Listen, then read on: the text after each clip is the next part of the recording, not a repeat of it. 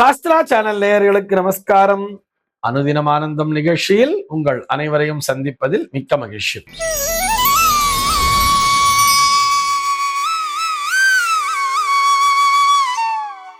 இன்று 27/11/2025 இந்த நாள் குறித்து பஞ்சாங்கம் என்ன சொல்றதுன்னு பார்க்கலாம் வாங்கோ.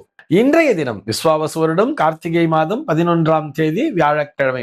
திதி பார்த்தோம்னா வளர்பிறை சப்தமி திதி இரவு 12:30 வரைக்கும் இருக்கு.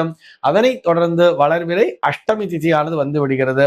இன்னைக்கு நட்சத்திரம் பார்த்தோம்னா அவிட்டம் நட்சத்திரம் இரவு 2:29 வரைக்கும் இருக்கு.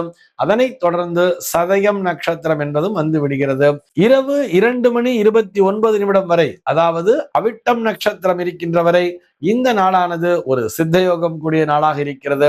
அதனை தொடர்ந்து மரண யோகம் என்பதும் வந்து விடுகிறது. இது போக பஞ்சாங்கத்திலே வரக்கூடிய யோகம் அப்படின்னு சொல்லி பார்த்தோம்னா இன்னைக்கு துருவம் அப்படிங்கிற ஒரு நாம யோகம் மதியம் 12:05 வரைக்கும் இருக்கு. அதனை தொடர்ந்து வியாகாத்தம் அப்படிங்கிற ஒரு நாம யோகமானது வந்து விடுகிறது. கரணம் பார்த்தோம்னா கரஜை அப்படிங்கிற ஒரு கரணம் மதியம் 12:21 வரைக்கும் இருக்கு. அதனை தொடர்ந்து வணிஜை என்கின்ற கரணமானது வந்து விடுகிறது. இந்த நாளானது ஒரு மேல் நோக்கு நாளாக அமைந்திருக்கிறது.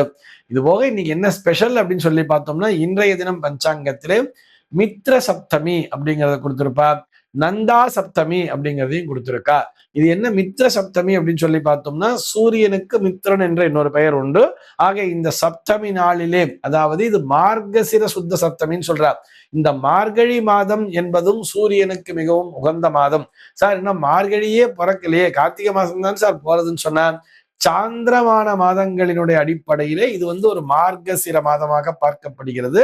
அந்த சாந்திரமான அடிப்படையிலே வரக்கூடிய அந்த மார்கசிர மாதத்தினுடைய ஒரு வளர்பிறை சப்தமி நாள் என்பது சூரிய வழிபாட்டிற்கு மிகவும் உகந்த நாளாக பார்க்கப்படுகிறது. அதனால்தான் இந்த மித்ர சப்தமி அப்படிங்கிறத வலியுறுத்தி சொல்றோம். இது போக இந்த நாளானது ஒரு வளர்பிறை சுப முகூர்த்த நாளாகவும் அமைந்திருக்கிறது. ஆக இந்த நாளிலே எல்லா விதமான சுப நிகழ்ச்சிகளையும் செய்யலாம் என்பதற்காகவும் நினைவூட்டுகிறோம். சென்னையை பொறுத்தவரை இன்றைய தினத்தினுடைய சூரிய உதயம் என்பது காலை 6:17 சூரிய அஸ்தமனம் என்பது மாலை 5:35 சந்திர உதயம் என்பது காலை 11:37 சந்திர அஸ்தமனம் என்பது இரவு 11:35 சம்பவிக்கிறது. பிரம்ம முகூர்த்தம் பார்த்தோம்னா நாளைய தினம் அதிகாலை 4:36 முதல் காலை 6:17 வரையில் நீடித்திருக்கிறது. சென்னையை பொறுத்தவரை இன்றைய தினத்தினுடைய ராகு காலம் என்பது மதியம் 1:21 முதல் 2:46 வரையிலும், யமகண்டம் என்பது காலை 6:17 முதல் 7:41 வரையிலும், குளிகை காலம் என்பது காலை 9:06 முதல் பகல் 10:31 வரையிலும் சம்பவிக்கிறது. தினாந்தம் பார்த்தோம்னா இன்றைய தினம் இரவு 1:31 கொடுத்திருக்கா. சூலம் பார்த்தோம்னா இன்றைக்கு தெற்கே சூலம் மதியம் 1:49 வரையில் அந்த சூல தோஷம் என்பது உண்டு. அதற்குரிய பரிகாரமாக நல்லெண்ணெய் தானம் விடுத்து தெற்கு திசையை நோக்கி பயணிக்கலாம் அப்படிங்கிறதையும் சொல்லி இருக்கா. இன்றைய தினத்தினுடைய ஆன்மீக தகவலாக நம்ம என்ன பார்க்க போறோம் சொல்லி பார்த்தோம்னா ராமகிருஷ்ணன் அப்படிங்கிற ஒரு நேயர் கேள்வி கேட்டிருக்கார். அவருடைய கேள்வி என்னன்னு சொல்லி பார்த்தோம்னா கிரகங்கள் அஸ்தமனமானால் தோஷமா அப்படிங்கிறது தான் அவருடைய கேள்வியாக அமைந்திருக்கிறது. அதாவது நேற்றைக்கு என்ன பார்த்தோம் அப்படின்னு சொன்னா மறைவு ஸ்தானங்கள்லாம் என்ன அப்படிங்கிற மாதிரி பார்த்தோம். 6, 8, 12 ஆகியவை மறைவு பாவங்கள், மறைவு ஸ்தானங்கள் சொல்றா. அந்த இடத்துல ஏதாவது கிரகங்கள் போய் உட்கார்ந்துட்டா அந்த கிரகங்கள் மறைஞ்சிடுச்சுன்னு சொல்றா அப்படிங்கிறத பார்த்தோம். ஆனால் எதுவுமே மறையாது, எல்லாமே அதனுடைய பணிகளை செய்து கொண்டுதான் இருக்கும். 6, 8, 12 என்பது மறைத்து பலன்களை உரைக்கக்கூடிய பாவங்களாக அமைந்திருக்கிறதுங்கிறத பார்த்துட்டோம். ஆனா இன்னைக்கு என்ன பார்க்க போறோம்னு சொன்னா இந்த கிரகங்கள் அஸ்தமனம்ங்கிற மாதிரி ஒரு சில ஜாதகங்கள் எழுதியிருக்காளே, பிராக்கெட்ல அஸ் அப்படிங்கிற மாதிரி போட்டிருப்பா, இல்ல ஆ அப்படிங்கிற ஒரு எழுத்து கூட போட்டிருப்பா. இது என்ன அப்படின்னு சொல்லி பார்த்தோம்னா சூரியனுக்கு மிக அருகில் வரும் பொழுது, அதாவது சூரியனுக்கு பக்கத்துல ஒரு கட்டத்துல சூரியன் கூடயே செவ்வாய் சுக்கிரன்லாம் சேர்த்து போட்டிருக்கா, அல்லது சூரியன் புதன் சுக்கிரன்லாம் சேர்த்து போட்டிருக்கான்னு சொன்னா இந்த புதன் சுக்கிரன்லாம் அஸ்தமிக்கிறதா அப்படிங்கிறத பிராக்கெட்ல அஸ்ங்கிற மாதிரி கொடுத்துருப்பா. அதாவது இந்த இத்தனை பாகைகள், ஒவ்வொரு கிரகத்திற்கும் ஒரு பாகை கணக்குங்கிறது உண்டு. கிட்டத்தட்ட ஒரு 4 பாகையிலிருந்து ஒரு 12 பாகைகளுக்குள்ளாக அஸ்தமனம் ஆவார் அப்படிங்கிற மாதிரி கொடுத்துருப்பா. நான் சொல்றது கிரகங்களுடைய தன்மைக்கு ஏற்றவாறு.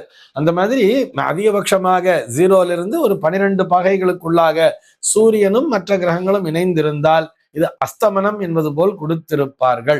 இந்த மாதிரி அஸ்தமனம் ஆயிட்டா தோஷமா, அஸ்தங்கத தோஷம் என்பது உண்டா, கம்பஷன் அப்படிங்கிற மாதிரிலாம் சொல்லுவா.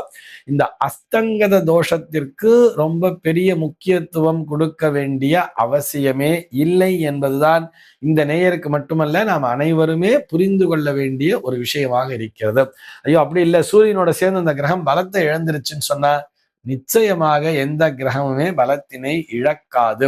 பொதுவா இந்த சூரியனோட புதன்கிற கிரகம் மிக நெருங்கிய தொடர்புல இருக்கும். எப்ப பார்த்தாலும் சூரியனும் புதனும் கிட்டக்கதான் இருக்கும். அதுக்கு என்ன ரீசன் சொல்லி பார்த்தோம்னா நமக்கே தெரியும் தானே. சோலார் சிஸ்டம்னு பார்க்கும் பொழுது நடுவுல சூரியன் இருக்கும். அதற்கு அடுத்த ஆர்பிட்லயே பார்த்தோம்னா புதன்கிற கிரகத்தை தான் கொடுத்திருப்பா மெர்க்குரி. அதற்கு அடுத்த ஆர்பிட்ல தான் வீனஸ் இருக்கும், சுக்கிரன். அதற்கு அடுத்த ஆர்பிட்ல தான் நம்ம பூமிங்கிற சுத்தின்னு இருக்குங்கிறதுனால நம்ம பார்த்திருப்போம் அந்த சோலார் சிஸ்டத்துல. ஆக சூரியனை ஒட்டி அந்த புதன் என்பது இருப்பதால் இந்த புதனும் சூரியனும் கிட்டத்தட்ட பக்கத்துல தான் இருப்பா. அதே மாதிரிதான் சுக்கிரனும் பக்கத்துல தான் இருக்கும். இந்த புதன் சுக்கிரன் அடிக்கடி அஸ்தமனம் ஆவார்கள். இது போக சனி குருங்கிறதெல்லாம் ஒரு ராசியில தான் இருக்கும் ஒரு வருஷம் ஃபுல்லாவே பார்த்தோம்னா. அந்த இடத்திற்கு சூரியன் வரும் பொழுது சனியும் அஸ்தமனம் அல்லது குருவும் அஸ்தமனம்ங்கிற மாதிரிலாம் கொடுத்துருப்பா தெரியுமா. இப்படி அஸ்தமித்து விட்டால் அந்த கிரகங்களுடைய பலம் போய்விடுமான்னு சொன்னா நிச்சயமாக போகாது என்பதுதான் இவர்களுக்கான பதில். அதாவது எல்லா கிரகங்களுமே சூரியனிடமிருந்து ஒளியை பெற்று கொண்டுதான் அந்த ஒளியை ஈர்த்துத்தான் இந்த பூமியின் மீது செலுத்துகிறது. அதன் மூலமாகத்தான் பலன்கள் நடக்கிறது அப்படிங்கிறது தான் இந்த ஜோதிஷம் என்பதே. அதாவது ஜோதிஷம் சொன்னா ஒளி அறிவியல், இந்த ஒளியியல் தான். இந்த ஒளி அடிப்படை ஒளியானது எங்கிருந்து வருகிறதுன்னு சொன்னா அது சூரியனிடமிருந்து தான் வருகிறது. மற்ற கிரகங்கள் எல்லாம் அவற்றை ஈர்த்து கொண்டு நம் மீது பிரதிபலிக்கிறது. இதற்கு சிறந்த எக்ஸாம்பிள் எதுன்னு சொல்லி பார்த்தோம்னா சந்திரன். நம்ம கண்ணுக்கு தெரிஞ்சு சந்திரன்கிறது இருக்கு. சந்திரன்கிறத நமக்கு நேரடியா பாக்குறோம் இல்லையா. அந்த சந்திரனுக்கு இயற்கையாகவே ஒளி என்பது கிடையாது. அதற்கு ஒளி என்பது எங்கிருந்து வருகிறது, சூரியனிடமிருந்து தான் பெற்றுக்கொள்கிறது. அதை நம் மீது அப்படியே அது செலுத்துகிறதுங்கிறது நம்ம 5வதுலயே படிச்சுட்டோம். அறிவியல்ல சயின்ஸ் பாடத்திலே நமக்கு கொடுத்துருக்கா. 5வது 6வது 7வதுலயே இதெல்லாம் நம்ம படிச்சு முடிச்சிருப்போம் இல்லையா. இதுதான் ஜோதிடத்தினுடைய அடிப்படை.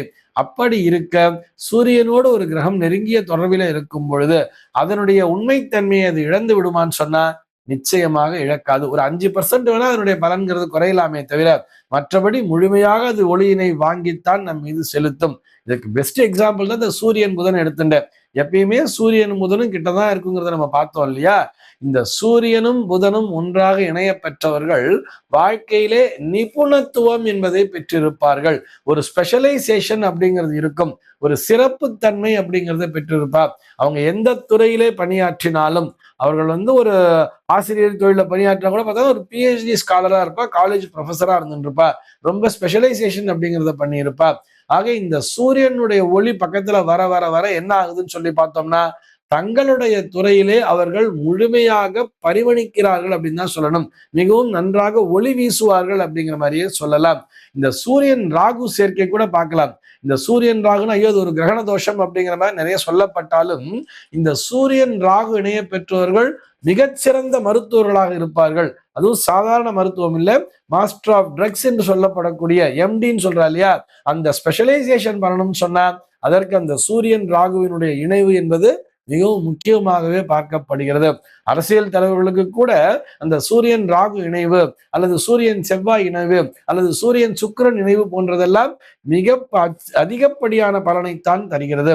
ஆக சூரியனோடு ஒரு கிரகம் இணைந்து அஸ்தமித்து விட்டால் அங்கே அஸ்தங்கத தோஷம் என்று எடுத்துக்கொள்ளாமல் அதனுடைய டிகிரிஸ் எந்த லெவல்ல இருக்கு, இதற்கு அதுக்கு என்ன டிஃபரன்ஸ் இருக்குங்கிறத பார்த்துக்கணும். சூரியனோடு சந்திரன் இணைந்தால் அமாவாசை நாள் அப்படிங்கிற மாதிரி தான் சொல்றோம்.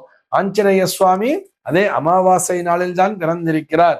அத்தனை உடல் பலம் பொருந்தியவராகவும் மனோபலம் பொருந்தியவராகவும் ஆஞ்சநேய சுவாமி இருக்கான்னு சொன்னா அவர் மார்கழி அமாவாசை நாளில் பிறந்தவர் என்பதையும் நினைவிலே கொள்ள வேண்டும். ஆக சூரியனோடு ஒரு கிரகம் இணைந்து அது அஸ்தங்கதம் பெற்றிருந்தாலும் கூட அதனால் மிகப்பெரிய தோஷம் எதுவும் சேராது என்பதே நிதர்சனமான உண்மை. இந்த தகவலோடு இன்றைய தினம் உங்களிடமிருந்து நான் விடைபெற்றுக் கொள்கிறேன். மீண்டும் உங்கள் அனைவரையும் நாளைய தினம் ஒரு புதிய தகவலோடு சந்திக்கிறேன். அன்பர்கள் அனைவருக்கும் அனுதினமும் ஆனந்தமாய் அமைய பிரார்த்திக்கிறேன்.